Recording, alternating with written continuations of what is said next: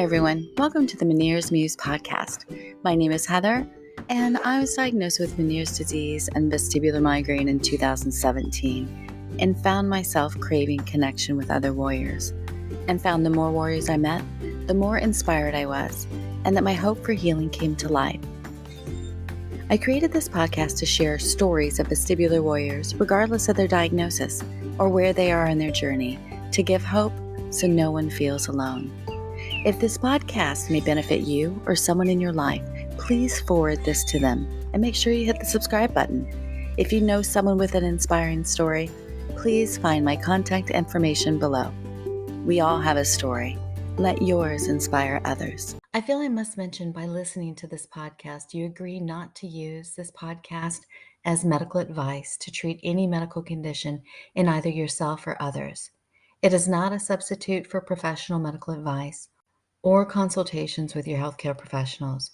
We're here to share stories and give hope. Please consult your own physician for any medication questions or medical issues that you may be having. Our bodies are uniquely ours, and something that may work for one person may not necessarily work for you. Thank you for being here for part 2 of a beautiful conversation with Kimberly Warner. If you haven't yet listened to part 1, I would recommend listening to that one first. We are called to give our lives to others, so you and I can bear fruit. In all brokenness and all dying, and all suffering is there to allow you to enter into solidarity with the whole human family, and to give yourselves to others so that your life can bear fruit. God asks you not to have a successful life, but to have a fruitful life. Henri Nouwen.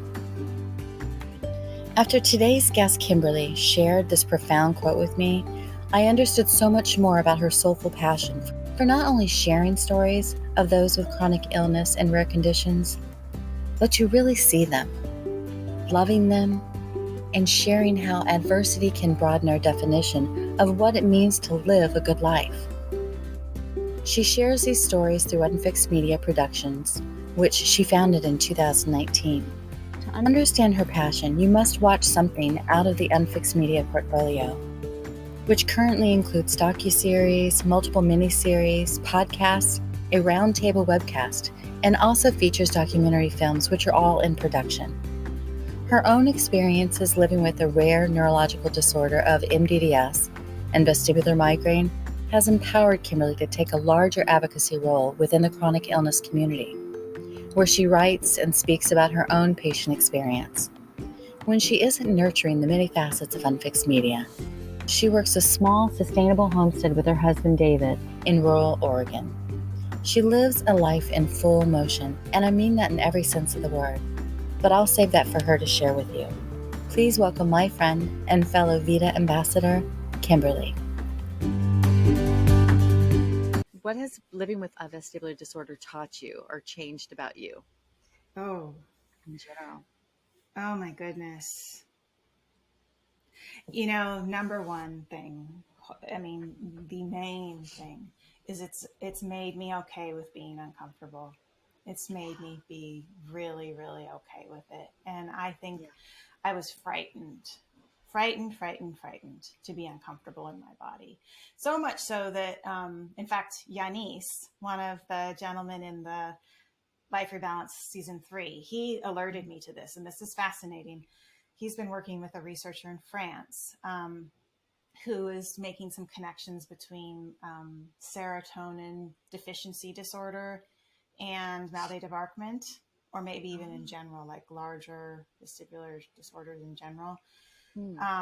And one of the conditions that's connected to low serotonin disorder is OCD. And he asked me, he WhatsApped me a couple months ago. He says, "Do you have OCD?" And I was like, "No, like I've never been like, yes, I'm compulsive and I love things." I'm like, "But wait a minute." And I said, and it was ironic because that day I went on a job and I was sitting down talking with one of the crew members, and she just started out of the blues talking about her OCD. And I was like, "Okay, well, tell me what this is, because I'm not afraid to touch doorknobs, and I'm not like a nitpicky, weird person about germs or anything like that." And she said, "Oh, no, It doesn't have to be that." She said, my type of OCD for her, she said, is when my thoughts will loop and loop and loop and loop and loop, and they won't stop. And all of a sudden I was OCPD like, maybe? oh, what is that? It's obsessive compulsive personality disorder, where it's not normally the light switch 3 or 4 times. It's more in the mental, like the thoughts, like, am I going to get this done? Yeah, the repetitive. I Oh, believe that's yeah. exactly what it is. Yeah. Well, that's what I have. I mean, I've had that since I was a little kid, and so badly that I developed tics. I mean, I even had like some physical tics that I would do because the noise would not stop. And as a teenager, it developed into like skin picking and just this obsessive feeling that I was needed to escape my body. My body was the most uncomfortable place in the world, and I could not relax with my mind or the sensations of my body. And I was a ballerina, so I always had aches and pains, always had something in, pain or whatever. And so anyway, this is interesting. This is my theory now. Because I was always afraid to be uncomfortable in my body, I developed MdDS, which in a way is what this person I was talking to on the crew was talking about, exposure prevention, exposure ritual prevention, which is one of the techniques for OCD, where you expose yourself over and over and over to the thing that you're most afraid of. MdDS exposed me to the thing I was most afraid of, until finally my brain said, oh, I'm okay. Like, I'm just going to stop worrying about this because it's really okay. We can accept it. We can accept it. So I just think that's somehow kind of really interesting that maybe my brain created what I actually needed even before the vestibular disorder started, which was to relax into the discomfort of life. So that's what I learned. It taught me to be really okay with the mess, the discomfort, the pain, like, and in a way, it is a little bit of that blue sky. It taught me to just, maybe that's when my brain in that moment was finally like, just put her hands down and said, I'm okay. Like, I'm going to relax because this is exhausting. Fighting it is so exhausting. It's crazy once you're like, okay, I'm not getting anywhere fighting it. I'm just going to have to let it be and just, all right, just go with it. Go with the flow. Just go with it. Yeah. That's crazy. When you were talking about the, I just forgot how you said it. I'm sorry. Brain fog a minute. Yeah, the exposure. How did you word that? Exposure ritual prevention. ERP. Exposure ritual prevention. Exposure ritual prevention. Tongue twister. When I went through a study for hyperacusis, they first give me these earplugs that block all the noises that I cannot handle to my highest tolerance, and they put these in. But gradually over time, they lessen it. So they want me exposed to the noises. And I learned through that with hyperacusis, you have to expose yourself to those noises to slowly get used to it, and your brain retrains itself. I came out of that study without my hearing aids, which really stressed me out because I was worried about it, but my sensitivity level dropped during that study. Oh, that's amazing. So I was like, so that's the first time I've heard of that, was when that study, and then you mentioned that. Interesting. But to tell someone that when they're deep in it. Well, like, but to not have somebody to tell you, of course, I mean, we're gonna avoid, which is why mine lasted for so long, because I was avoiding. I mean, my world became so small. I had headphones on. I would watch TV programs with my mom with noise canceling headphones on and an eye bag over my eyes. That was as much sensory input that my brain could handle. So I did the exact opposite of what I thought I should do. But I didn't have anybody helping me to say, look, you need to have these little small micro doses of Right. stimulation. So how would we know? You know, I don't. thought I was doing myself damage if I went out and the light just went, blah, and then I'd get Yeah. dizzier, you know, and I thought, Right. oh, I can't do that. Yeah. What other symptoms do you have with MdDS? Don't have them not getting anymore, but I had what I called the brain slipping on the banana peel. I think other people call them the drops. Oh, yes. And the very first one of those I had, it was while I was with my mom, and it was right after my first vision therapy session. So I do think something happened with my, I think it was too much with my ocular nerves. Because within about a half an hour, I went home and I thought I was having a stroke or a seizure, because suddenly it felt like my brain slipped on a banana peel. That's the only way I can describe it, you know, where you're just like, or you're on a roller coaster and everything just drops really fast. And I got on the floor because I thought, what the hell is going on? And that was the first one of a year-long period of having drops, one every minute. I mean, sometimes twice a minute. I have this, oh no, it's not in here now, but I remember sitting at Christmas time with my family, like way in the distance away from them because there was too much noise going on. And I was just holding on to a ball, trying to like seal my brain into one thing again, because it felt like it was constantly going like this, like these tiny little, almost like little seizures or something, like tiny little chemical explosions that just kept happening. They went on and on and on and on and on and on and on. So that, thankfully, I don't have anymore, but that was awful. The insomnia was a big one. That now, was with a the huge insomnia, one. does the anxiety, does that play into your insomnia or your thoughts? For me, is that part of it? No, I don't have the looping anymore. I don't have the looping thoughts anymore. When I get to a place where I can't sleep, it's the tired but not wired. And you've heard that expression before, where you feel like you're amped up on so much. It's almost like more of an adrenal thing, where there's this electric buzz happening in your body, and what you really, really, really, really, really need is sleep, but your body just can't switch over. So it really feels like a chemical thing. It's not a mental. I could lay there just without a single thought, and it's just it's like the chemistry just doesn't know how to do it. Fortunately, now I take an old school antihistamine, very small dose. I take like an eighth of the tablet, and that helps me. So if I know I'm gonna just have one of those nights, I can sort of feel it. It just feels like a buzzy thing, where your body just feels caffeinated, I guess. And I don't drink coffee at all. Like no, and I don't even drink green tea. I don't take any caffeine. And so I take one of those, and it just cuts right through it. So, and it's hydroxyzine. So it is an has off-label. It's used as an as a anti-anxiety. So I'm sure I carry a low level anxiety all the time and just didn't know it, you know? Yes, I do know. I know.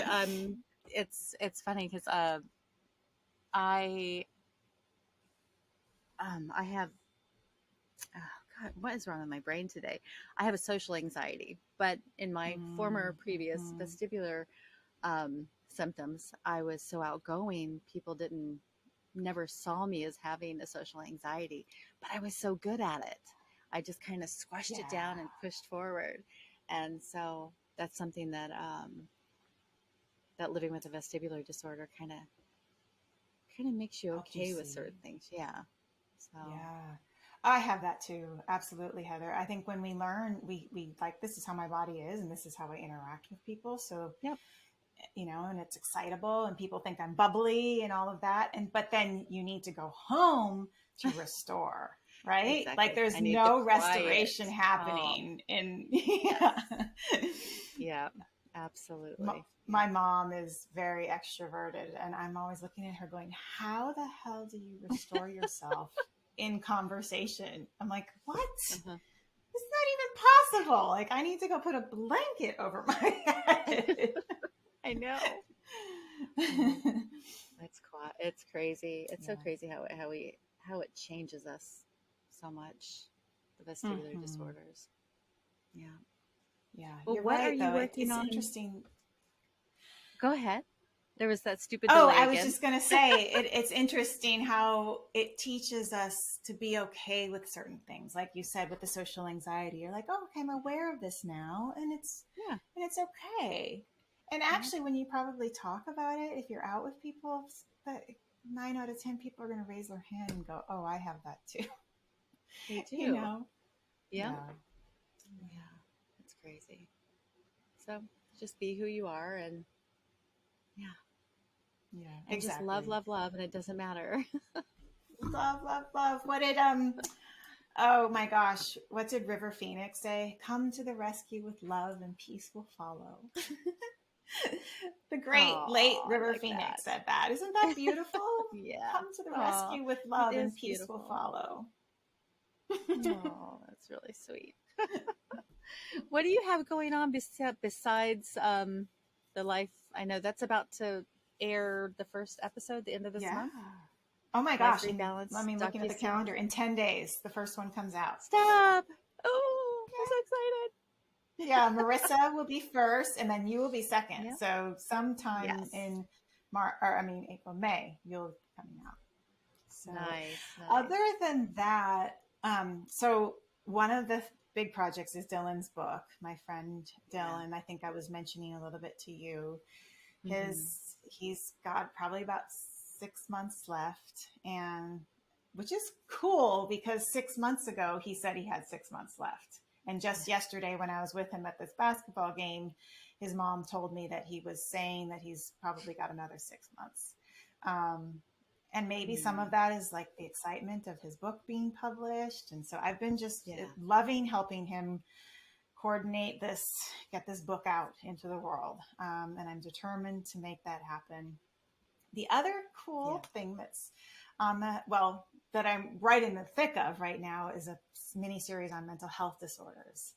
And I'm partnering with Health Story Collaborative and this lovely woman that runs Health Story Collaborative. Her name is Dr. Annie Brewster, and she has MS and teaches at Harvard. And it's just such a cool woman. And it's been really fun to work with her on this project. We found 6 different mental health patients, and everything from schizophrenia to bipolar. Actually, no, sorry, we don't have bipolar. We couldn't find someone with bipolar. We have BPD, borderline personality disorder, and depression and anxiety and OCD. And we've been deep in the interviews with them, and it's been very sweet to hear their stories and their triumphs and their struggles.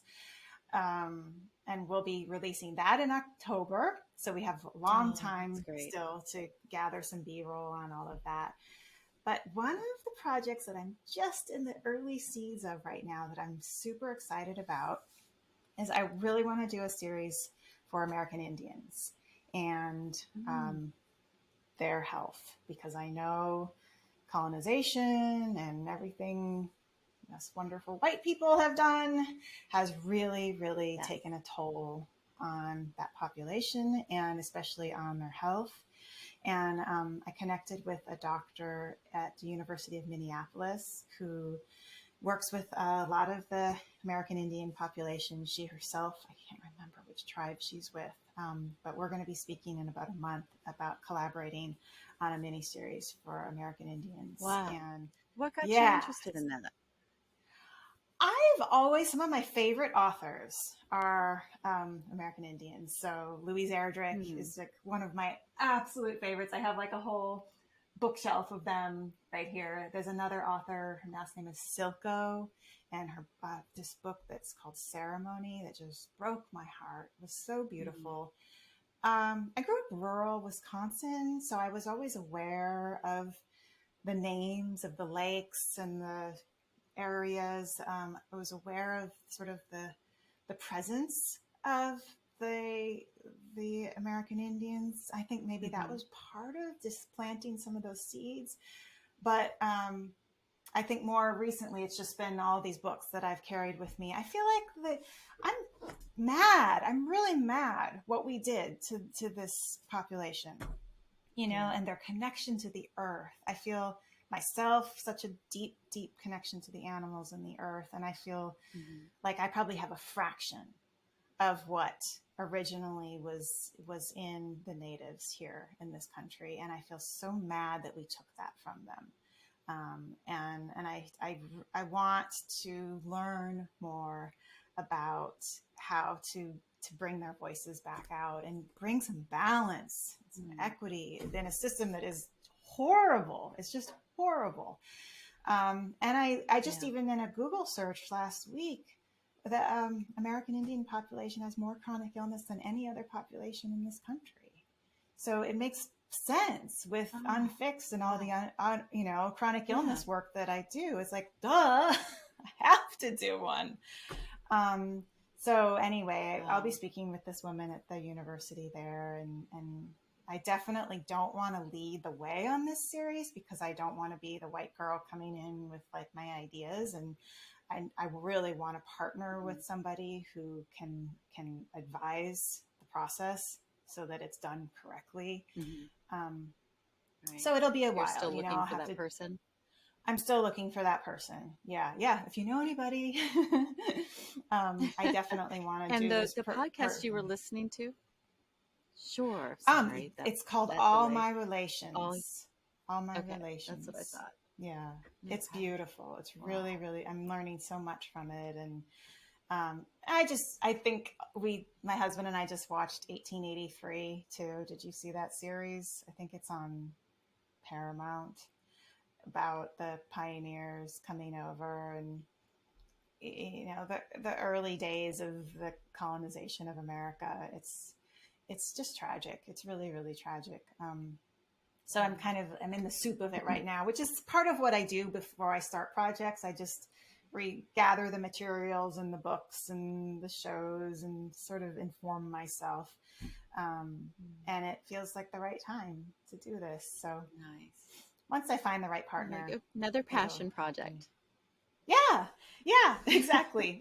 Lots of passion projects just to keep me busy. I mean, it would be nice to, I will write some grants and who knows where the money will come in. It would be nice one day to see that this work is sustainable because I want to continue it. And I always pay, like I have an editor now who has a vestibular disorder. Right. He's amazing. Really? So it's, I can't expect people to work for free. And I really would love to continue to grow this team. And I'd love for them all to have vestibular disorders because you guys are rock stars. But it would be, that would be the dream, is that someday maybe we find some corporate sponsor that can sponsor these projects. And then I can enlist all of you beautiful humans and do contract positions where you actually get paid to do your work. I mean, it would be such a dream to be able to, It's hard. I know. I just spoke with Kevin. I know he's on the new docu-series coming up, and his story broke my heart about his work and how, he worked and now he really can't. He's kind of living a family member's home. Yeah. It's heartbreaking. It's hard for a lot of us to get back out there. I mean, and I'm only working 4 months out of the year, if that, just because of the vestibular disorder, because I have a little control over that. So, someday there'll be stuff out there for us. And it doesn't have to be like, it can be structured in a way that sustains us, so that it doesn't have to be these 9 to 5 grinding things. It can be smaller, sort of bite this little piece off for a couple months, and it gives us a sense of purpose, and it engages us and deepens our family bond. And then we go off into the world with a little paycheck and our heart's a little bit warmer. And I mean, it feels like I think we can find I would love to find ways for all of us to come together and create together a little bit more. I always am asking Cynthia, can we please meet in person one of these days? Can we just have like a Even if it's vestibular every conference? 2 or 3 years. Yeah, that would be like fantastic. three days in Florida at a hotel, and we can all just connect. And I mean, it's not like we have to. We all have the same, bandwidth for it. So we'll hang out for an hour and then go rest. meet up in 4 hours. Right. That's funny. I think we keep pressing or it'll happen. Absolutely. Well, Kimberly, what can we do to support you in the community today? Oh my gosh. I think just share. I think share this podcast, share on the UnFixed work, share Dylan's story so that maybe we find someone that is an agent who wants to bring his story into the world. I feel like it's, to me, the healing for all of us happens when we share. Because we never know who's listening. Absolutely. We never know who's listening. It might save somebody's life. It might make a connection for somebody who needs, like Kevin, who needs to find some sort of livelihood. That's the only way. It's the back door. I am so tired of trying to do everything through the front door. I mean, I do still with grant writing, but gosh, I've written 25 grants in the last 3 years and I've gotten one. Wow. And it's so I'm like, okay, I'm done. I'm just doing backdoor. There's got to be there's got to be another way. Yeah. Just connections, people. Mm-hmm. So I feel like the more we can just spread each other's work, and I think there are invisible forces that make connections happen in this world. Yeah. I believe that too. Absolutely. Mm-hmm. Yeah. Absolutely. Well, it's been great, but before we go, I wanted to ask you a few of our whirlwind questions. Okay. Are you game? Yes. Okay. Let's see. I'm game. Okay. Fill in the blank. Vestibular disorders are? Hard. They are hard. So hard. So they are hard. You feel your symptoms coming on and you're trying to be brave. What's the first thing you do? Take a deep breath. Close my eyes. Stabilize before I close my eyes and find the blue sky. Mm-hmm. Give myself a moment to just, because if I don't find the blue sky, I can't find that part of me that can allow the experience to happen.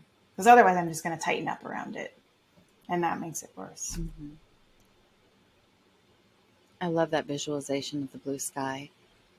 Because you can do that anywhere. It's really important. It's like, oh, anywhere. And we all know what a storm looks like. And we all know that above the storm, there's blue sky. We've all been on airplanes and we know that it's there. It's really there. Yes, it is. Absolutely. What is one thing people usually get wrong about you? Oh.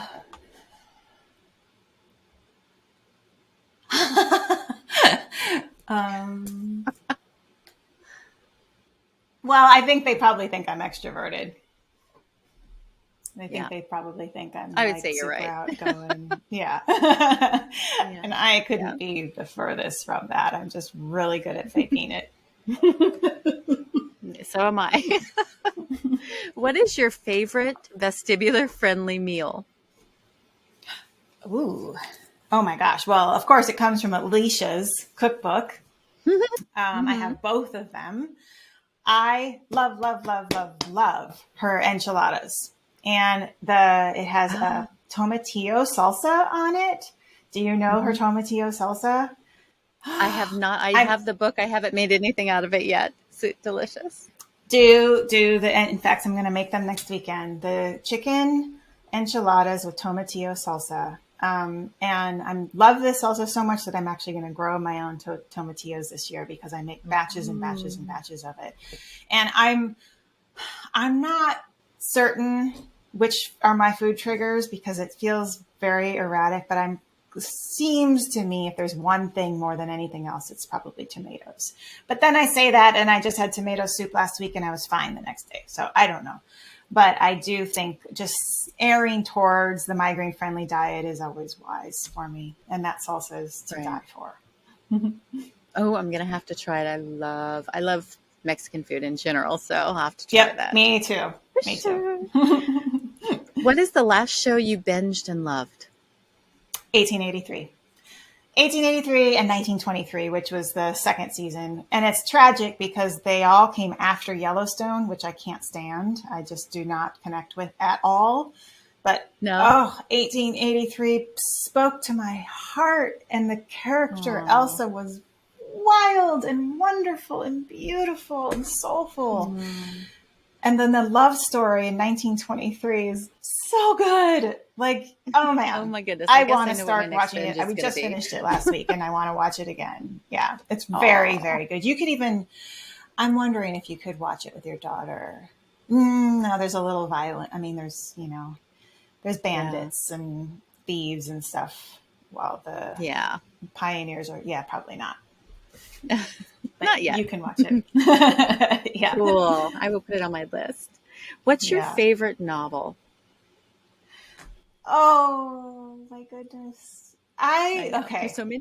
I have so many, but the one that just occurred to me, it's called The Elegance of the Hedgehog. Have you heard of The Elegance of the Hedgehog? I have not. Muriel Barberry. I love coming of age stories, about, quiet, quirky, isolated young girls.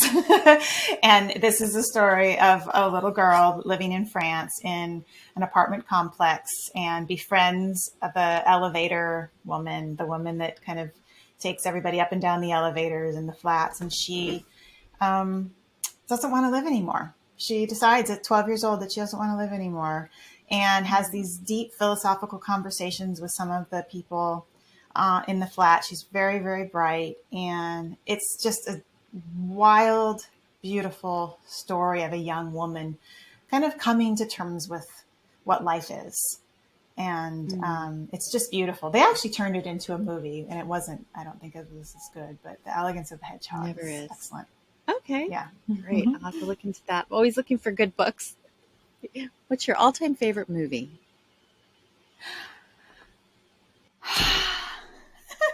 Another tough one, I know. I have so many favorite movies.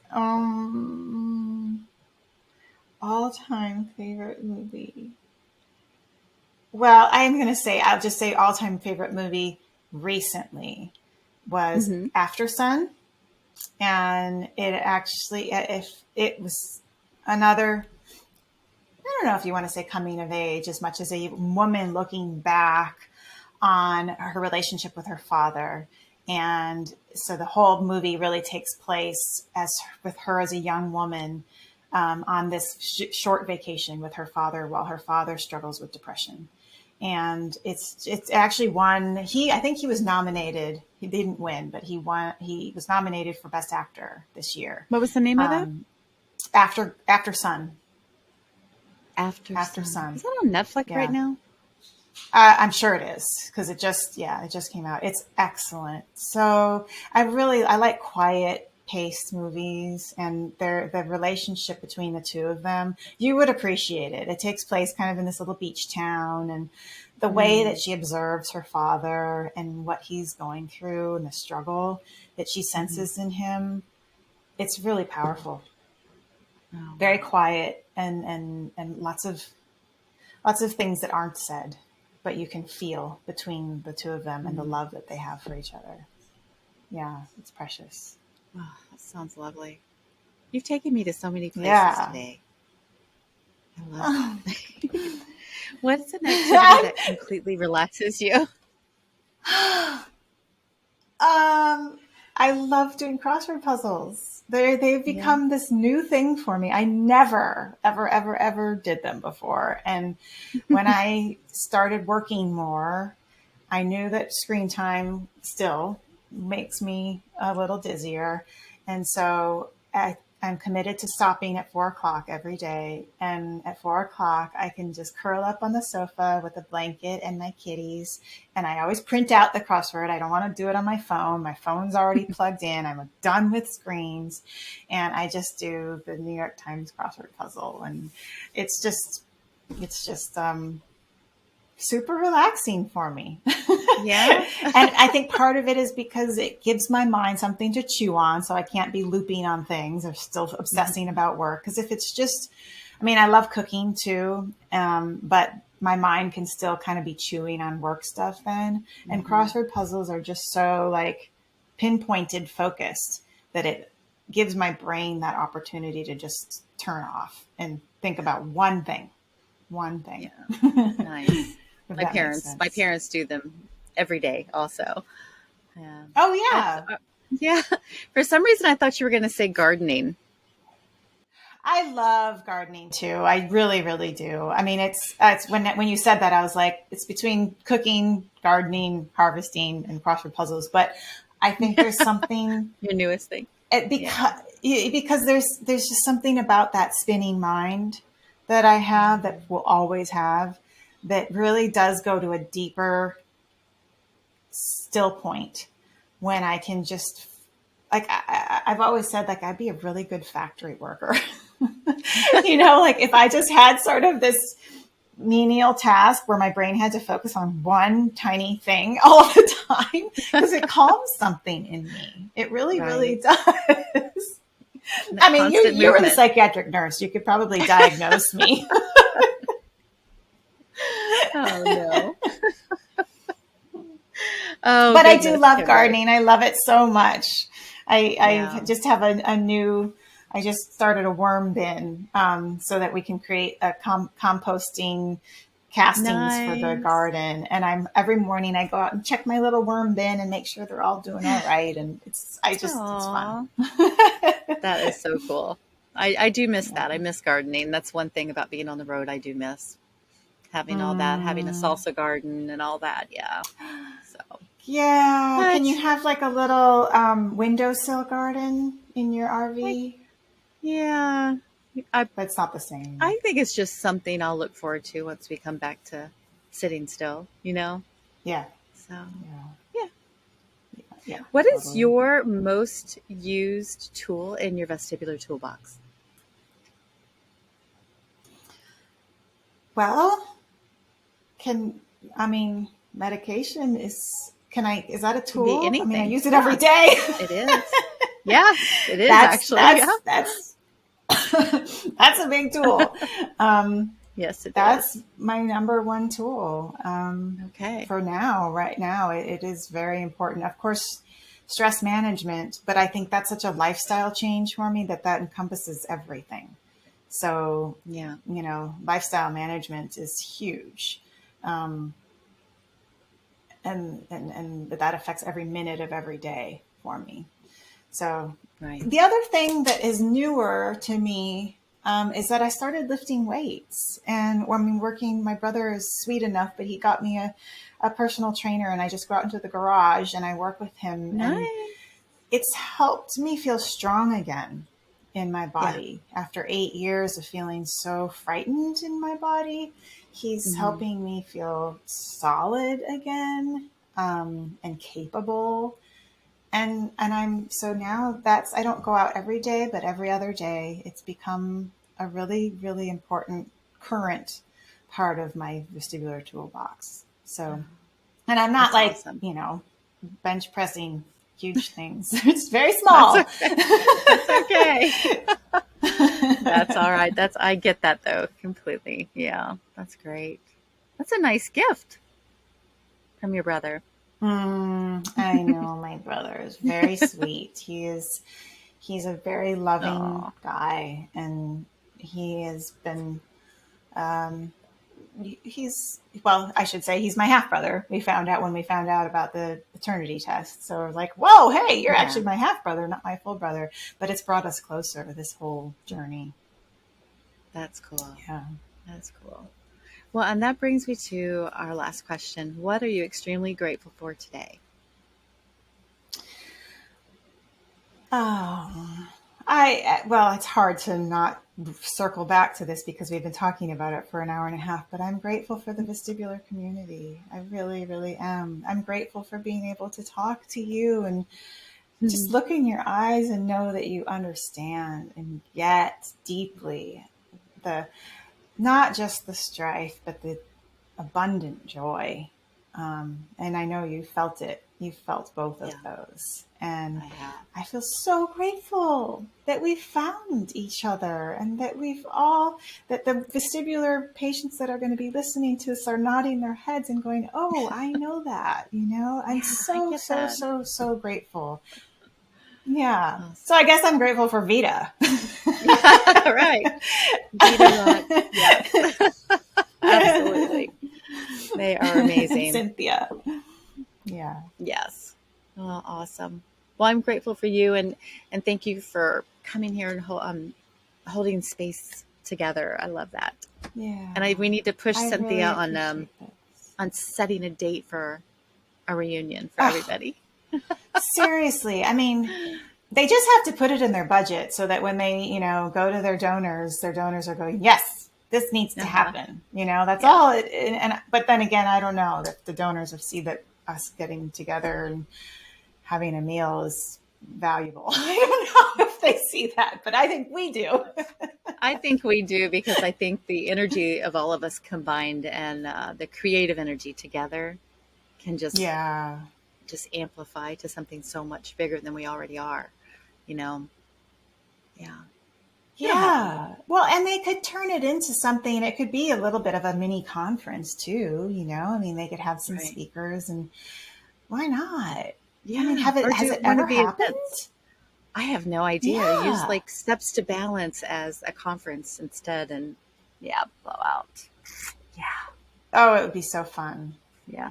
My mind's going now. I'm going to be emailing Cynthia later. Okay. I will too. Right. Well, thank you so much, Kimberly. And I will see you out there in the community. And I'll leave all your contact information below. Perfect. Awesome. Thank you so much, Heather. How sweet to connect with you today. Highlight of my day. Thank you. Aww. All right. Mwah.